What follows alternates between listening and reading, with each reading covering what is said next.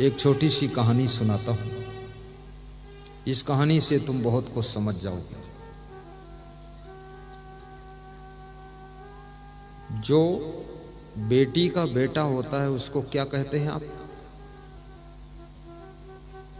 बेटी के बेटे को हैं? भांजा। बेटी का बेटा, बहन का बेटा नहीं। नाती, नाना और नाती, नानी नाती का रिश्ता होता नहीं। हाँ, वो मामा भांजा अलग है। तो एक नाती अपने नानी के घर गया। ठीक से बैठ जाओ। मकर संक्रांति के पावन पर्व त्योहार में गया। खिचड़ी का पर्व था, 14 जनवरी। मकर संक्रांति में खिचड़ी खाई जाती, इधर भी खाई जाती कि नहीं खिचड़ी। और जनवरी महीने में यदि खिचड़ी खाओ ना, खिचड़ी और थोड़ा दही सुबह सुबह, पेट के सब रोग खत्म हो जाते, इसलिए खिचड़ी खाई जाती है।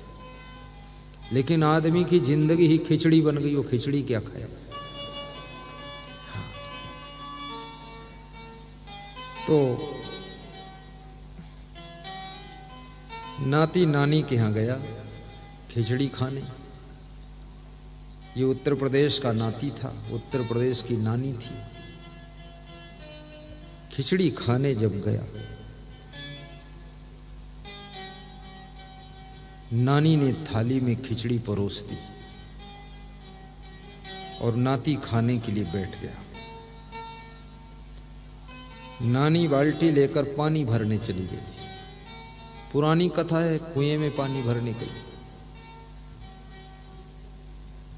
और 5-10 मिनट आई ही नहीं, वहीं कुएं पर खड़ी रही, बात करती रही। नानी यहां पानी में बिजी हो गई और नाती बैठा है कि नानी आएगी, खिचड़ी में घी डालेगी, तब मैं खिचड़ी खाऊंगा।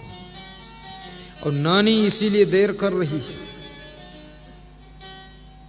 कि मैं देर में लौटूंगी, तब तक नाती बिना घी की खिचड़ी खा लेगा तो मेरा घी खर्च नहीं होगा। करीब करीब नानी कंजूस बहुत होती है। कोई कोई नानी थोड़ा ठीक है, बाकी नाती से प्रेम तो बहुत करती है, मुंह चूम लेगी, गाल चूम लेगी, लेकिन देगी कुछ नहीं। नाती बैठा रहा, इंतजार करता रहा, देखता रहा। तो सोचा इतनी देर क्यों लगी नानी को। और नानी गई है पानी लेने, घी तो गया नहीं कहीं, घी तो घर ही में होगा। तो उसने नजर दौड़ाई, चालाक नानी का नाती भी तो चालाक ही होगा। तो उसने देखा एक रस्सी में एक छोटा सा घी का डब्बा, वो मिट्टी का पात्र, उसमें घी रखा। तो उसने तुरंत कुर्सी लगाई, कुर्सी पर खड़े होकर उसको उतारा और चूल्हे पर रख दिया। वो ठंडा था, जनवरी महीने में जाम था, रख दिया चूल्हे पर, थोड़ा गर्म होने लगा। त्यों ही दरवाजा खटखटाने की आवाज आई, नानी आ रही है। तो नाती डर गया, ये चोरी का काम है। तो उसने उस घी के पात्र को फिर उसी रस्सी वाले पर टांग दिया। नानी आ गई, बोली खिचड़ी खाया नहीं तूने नाती? अरे बोले नानी, मैं खिचड़ी बिना घी की खिचड़ी नहीं खाता, और बिना घी की खिचड़ी और बिना घी की बाटी अच्छी भी नहीं लगती। इनका जोड़ा है, और घी बचाना क्या है, बाटी में डाल देना है और खिचड़ी में डाल देना है। घी खिलाना चाहिए और घी कभी कभी खाना भी चाहिए। बहुत ज्यादा नहीं खाना चाहिए, लेकिन थोड़ा तो खाना चाहिए। तो नानी कहती है, बेटा तेरे से ज्यादा मेरा कोई प्रिय नहीं है, तू ही बहुत प्रिय है। मेरे घर में घी है नहीं, अन्यथा मैं तुझे जरूर खिलाती। वो नीचे ही डब्बा है, उसी में डाल दिया करो बेटा, यहां मत आया करो। नीचे उतर जाओ, उतर जाओ, आशीर्वाद, दूर से आशीर्वाद लो। सूरज के निकट नहीं जाते हैं, नहीं तो जल जाते हैं। और कोरोना का समय है, कोई चरण न छूना गुरु जी के, और गुरु जी का कुछ भी शरीर न छूना, थोड़ा दूरी 4 फीट बनाए रहना, सब लोग ध्यान रखना। मतलब गुरु जी भी बीमार ना हो, तुम भी बीमार ना हो, सब लोग बच के रहो। कोरोना बहुत, हालांकि कोरोना अब धीरे धीरे खत्म हो रहा है, 2-4% बचा है, भय नहीं, लेकिन 2-4% गुरु जी को निपटाने के लिए तो काफी है ना। इसलिए कोई लोग गुरु जी को छूना नहीं, चरण भी नहीं छूना। कोई बीच में दान वान देना चाहे तो वो डब्बा रखा है, वहां देकर और ऐसे हाथ जोड़ दे। ऊपर आओगे गिर पड़ोगे, सीढ़ी उड़ी बहुत है, उबड़ खाबड़, चोट चपेट लग जाएगी, बाद को फिर बुलाएंगे। तो नाती बोला मैं घी के बिना तो खिचड़ी खाता ही नहीं हूं नानी। नानी ने कहा घी तो है ही नहीं बेटा, नहीं तो आपके खिचड़ी में जरूर डालता।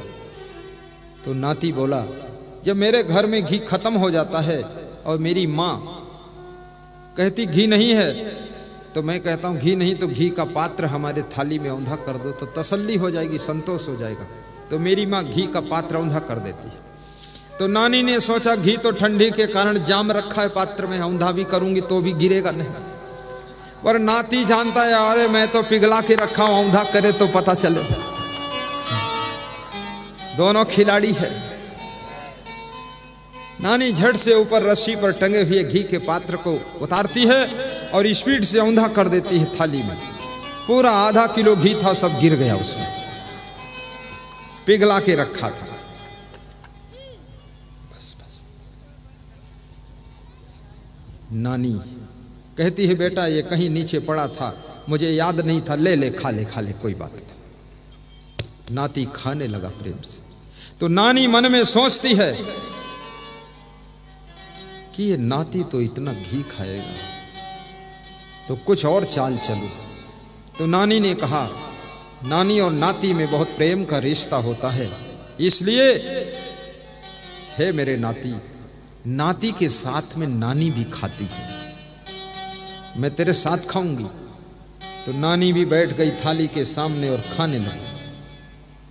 अब नानी तो बड़ी थी, नाती छोटा था, तो नानी लपक लपक के घी निकाल के खाए और नाती से बातें करती जाए कि तेरी अम्मा बचपन में बहुत बीमार रहती थी, उसका दुख मुझको हुआ, तेरे मामा बहुत बीमार रहते थे, वो भी दुख हुआ, तेरे नाना तो कभी बीमारी से छुट्टी नहीं पाए, वो भी बहुत दुख मैंने भोगा, और तू पैदा हुआ बड़ी मुश्किल से, तेरा भी दुख हुआ। तो नानी बोला ए सबका दुख नानी तुम कहाँ तक भोगोगी, सबका दुख उठाकर मैं पी लेता हूँ। थाली उठाकर पी लिया पूरा।